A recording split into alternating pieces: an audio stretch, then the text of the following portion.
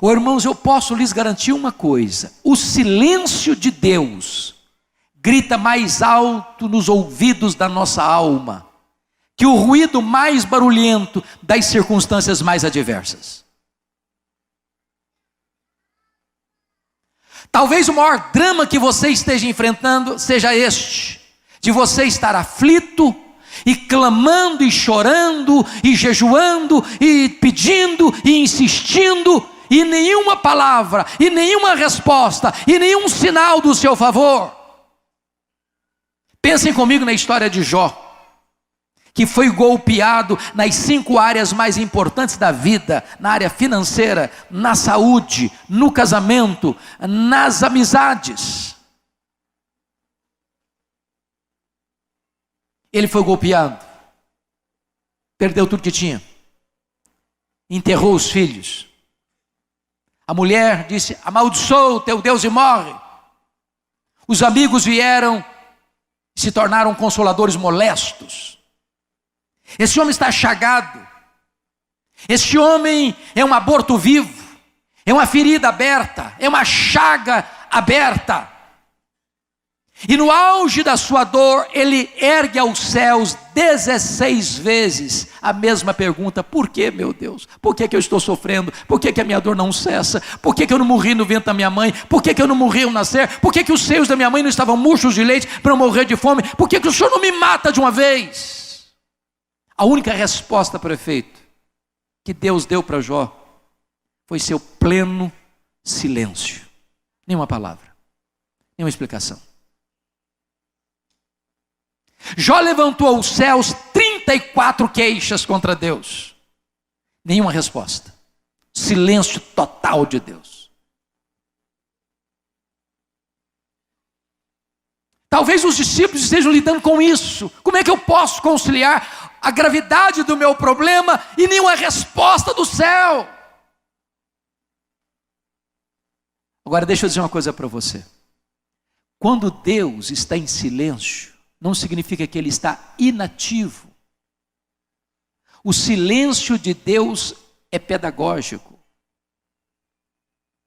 O silêncio de Deus significa levar você a uma situação onde você tem plena consciência que os seus recursos são nulos. E quando você chega à plena consciência de que você não tem como resolver, você não tem recursos na mão para resolver, então Deus age soberanamente, Deus age sobrenaturalmente para que toda a glória seja dele. Foi no auge da sua dor que Jó fez uma declaração maravilhosa.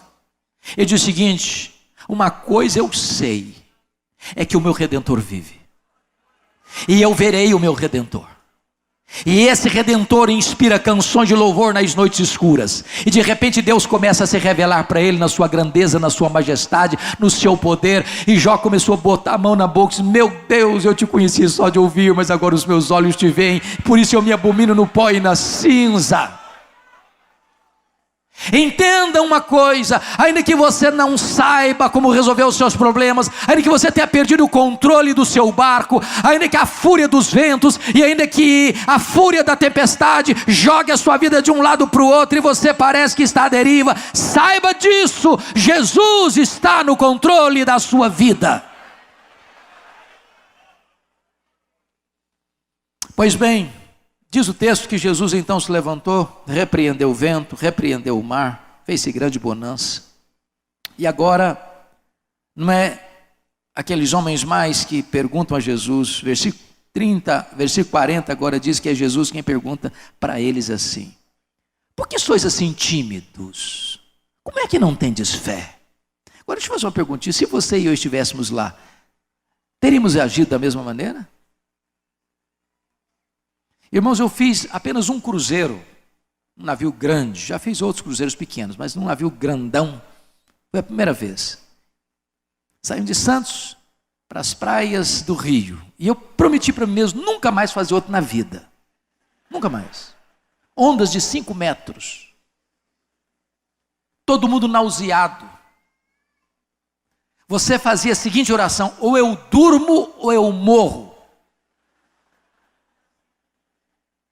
Agora pense comigo de noite, num barco frágil, o mar revolto, o vento fuzilando, o barco se enchendo de água, a morte mostrando a sua carrega. Você teria medo? Aí Jesus chega para os homens e faz uma pergunta, mas muito complicada para responder. Por que vocês estão com medo? Como é que vocês não têm fé? A grande pergunta é por que aqueles discípulos deviam ter fé e não medo. Para lhes ajudar com recursos mnemônicos, dar-vos-ei 4 motivos pelos quais eles deveriam ter fé e não medo. Primeiro, eles deviam ter fé e não medo por causa da promessa de Jesus. Olha o versículo 35. Passemos para outra margem. Se Jesus disse, passemos para outra margem, qual era o destino deles? A outra margem. Sabe por que você e eu ficamos com medo? É porque nós duvidamos que aquele que fez a promessa é fiel para cumpri-la. Promessa de Jesus e realidade são a mesma coisa. Ele vela pela sua palavra em a cumprir, e nenhuma das suas promessas cai por terra. Ele prometeu e ele é fiel para cumprir. Você não precisa estar com medo, você precisa ter fé. Segundo motivo, por que deviam ter fé e não medo? Primeiro, por causa da promessa. Segundo, por causa da presença. Jesus está dentro desse barco. Mas quem é Jesus? É o Criador do vento, é o Criador do mar, é o Criador do céu, é o Criador da terra, é o Criador do universo, é aquele que sustenta todas as coisas pela palavra do seu poder, é aquele que está no trono, é aquele que tem as rédeas da história em suas mãos, é aquele que tem controle e domínio sobre a natureza. Se Jesus está naquele barco, aquele barco não podia afundar com o Criador, porque a criatura não pode ser maior do que o Criador. Sabe por que você e eu ficamos com medo? É porque nós não temos plena certeza e consciência da promessa que ele fez. Eis que eu estou convosco todos os dias, até a consumação dos séculos. Ele não disse eis que eu estarei convosco, não. Ele disse eis que eu estou convosco. É a presença de Jesus, irmãos. Não é porque somos fortes, não é nem porque tem dinheiro, viu, filho? Não é porque tem dinheiro no caixa, não. Esse negócio aqui vai para frente é porque Jesus está nesse negócio.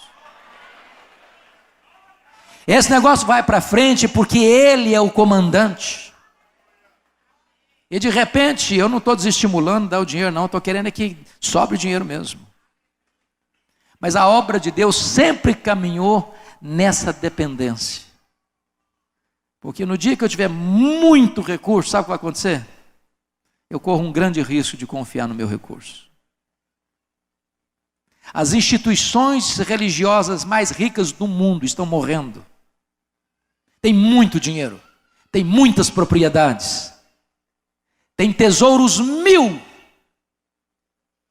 Só que o dinheiro não leva a obra de Deus avante. O que leva a obra de Deus avante é a consciência de que Jesus está presente. Ele está presente. Vinac vai avançar. Vinac vai continuar influenciando o Brasil e o mundo, enquanto for mantida esta visão da dependência de Deus e da pregação genuína do Evangelho de Jesus Cristo. Essa obra vai avançar.